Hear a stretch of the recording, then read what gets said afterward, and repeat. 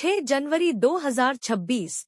यह दिन माघ मास की कृष्ण पक्ष की संकष्टी चतुर्थी सकत चौथ है। इसे अंगार की संकष्टी भी कहा जाता है क्योंकि यह मंगलवार को पड़ रही है।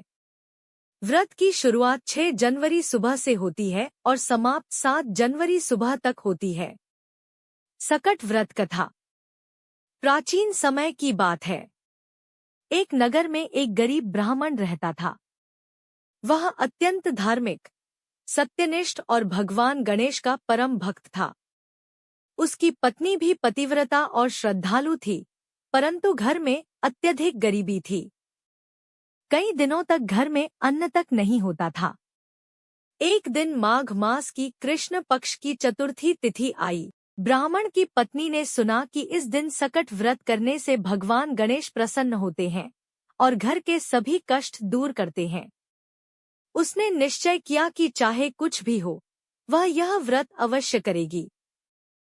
उस दिन पूरे घर में अन्न का एक दाना भी नहीं था, फिर भी उसने श्रद्धा से निर्जल व्रत रखा।